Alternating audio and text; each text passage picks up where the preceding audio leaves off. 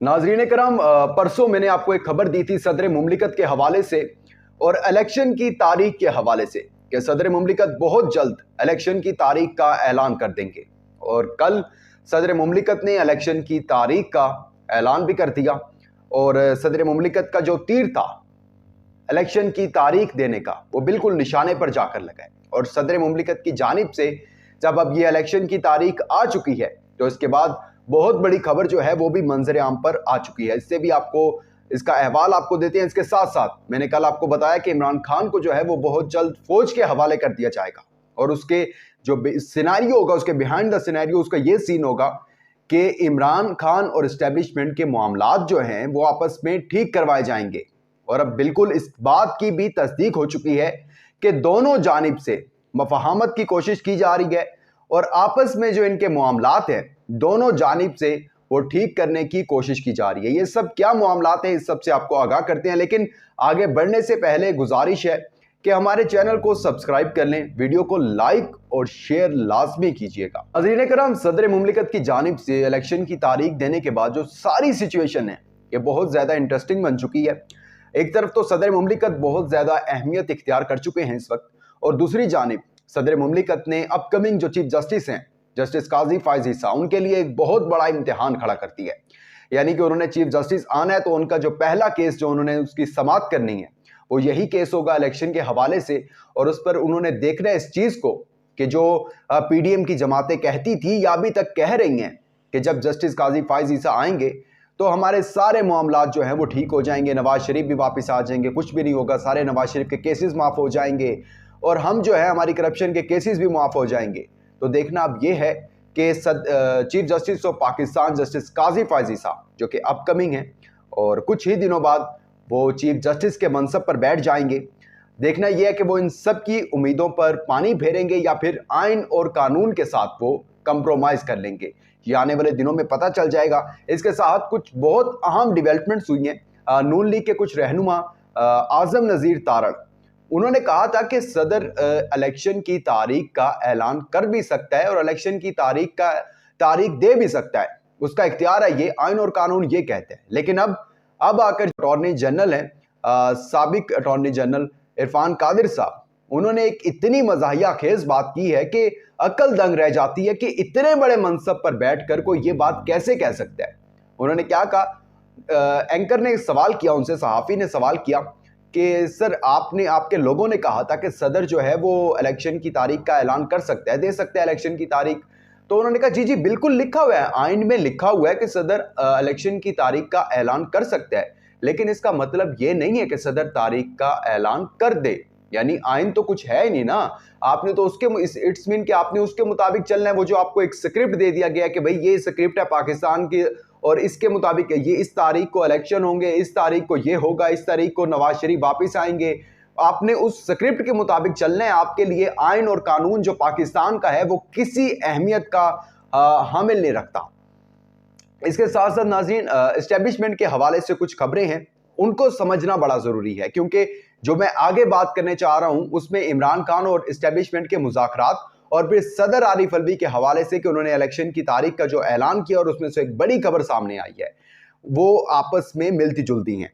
नाज़रीन, इस सब चीज़ों में ये इमरान खान के एस्टेब्लिशमेंट के साथ मुज़ाकरात और फिर सदर मुमलिकत के साथ जो मुलाकातें हुई, इसमें मोहम्मद अली दुरानी, उनका किरदार बड़ा अहम है, बहुत खास किरदार है उनका।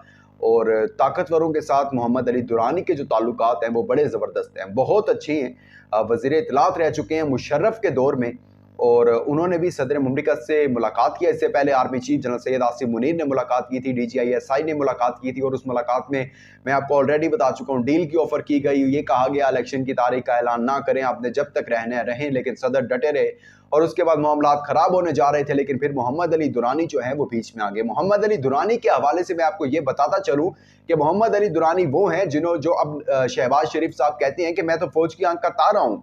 ये किसी ज़माने में फ़ौज के साथ शहबाज शरीफ के मामलात बहुत ज़्यादा ख़राब हो गए थे और मोहम्मद अली दुरानी ने नवाज शरीफ और फिर शहबाज शरीफ, इनके मामलात जो थे एस्टेब्लिशमेंट के साथ, ताकतवरों के साथ मामलात ठीक कराने वाले मोहम्मद अली दुरानी थे। खैर, उन्होंने अब मुलाकात की है सदर मुमलिकत डॉक्टर आरिफ अलवी से और यही जो एक उस मुलाकात का अहवाल भी आपको आगे चलकर बताते हैं कि उन्होंने उसमें बात क्या की थी।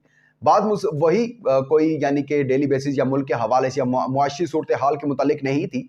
बात वही एफर्ट की थी। एफर्ट कर रहे हैं जी इमरान खान, पाकिस्तान तहरीक इंसाफ और इस्टेब्लिशमेंट यानी ताकतवर लोग जो हैं, स्टेक होल्डर्स वगैरह, इनके साथ मामलात जो हैं वो ठीक करने की कोशिश करने के हवाले से बातचीत की गई है। और एक तरफ तो फौज का मौकफ ये है कि 9 मई वाकयात से लेकर और जितने केसेस बनाए जा सकते हैं, जितने साइफर का केस, तोशा खाना का केस, एक तरफ तो कोई जो सख्ती है उसके अंदर कमी नहीं आनी चाहिए। सख्ती ऐसे ही बरकरार रहेगी और ऐसे ही इन पर केसेस और वो जो मिसिंग पर्सन ETC वो सब कुछ होता रहेगा।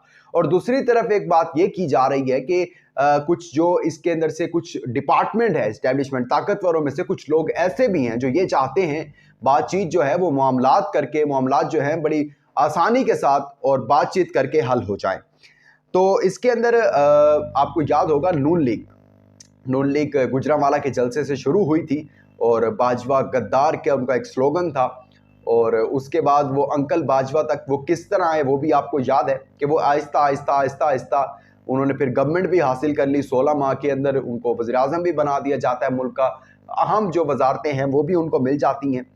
लेकिन अब देखना यह है कि इमरान खान इसके ऊपर क्या रिएक्शन करते हैं कि जब इमरान खान को एक दफ़ा मामलात दोबारा हल करने की तरफ आना पड़ेगा तो फिर उसका इमरान खान क्या रिएक्शन देते हैं। एक तरफ तो इमरान खान ने सदर मुमलिकत पर भी दबाव डाला था। वो मैंने आपको कल ही बताया कि करारदाद पास हुई, उसके बाद खत लिख दिया गया प्रॉपर और कहा गया कि इलेक्शन की तारीख का ऐलान नहीं करेंगे तो तारीख में आप मुजरिम ठहरेंगे। इलेक्शन की तारीख का ऐलान हो गया। वहाँ दूसरी तरफ official secret act, army act जो है उसके खिलाफ दरखास्तें भी इमरान खान साहब ने दी हुई हैं। लेकिन आने वाले दिनों में इस पर पता चल जाएगा कि इमरान खान का क्या रिएक्शन है। लेकिन जो मुस्बत चीज़ें आ रही हैं जिनकी वजह से लग रहा है कि अब जो है मामला ठीक हो सकते हैं, उसमें कुछ 2-3 खबरें हैं जो मोहम्मद अली दुरानी साहब ने ही बताई हैं। उसमें एक तो ये चीज़ बड़ी क्लियर हो गई है, ये तो उन्होंने नहीं बताई, कि जो बल्ले का निशान है वो कहा यह जा रहा था कि बल्ले का निशान जो है वो छीन लिया जाएगा तहरीक इंसाफ से, लेकिन अब वो उन्हें जो बल्ले का निशान है वो अलॉट कर दिया गया है तहरीक इंसाफ को।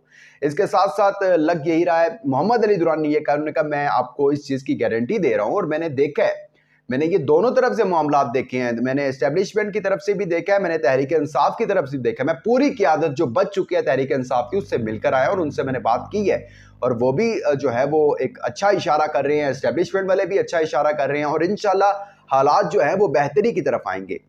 मोहम्मद अली दुरानी को अप्रिशिएट करना चाहिए, नेक नियति से काम कर रहे हैं। और देखें, मैं आप 25 करोड़ अवाम यही चाहते हैं कि मामलात जो हैं वो बेहतर तरीके से हल हों, डॉलर नीचे आए, इसी तरह सब मिलजुल कर काम करें।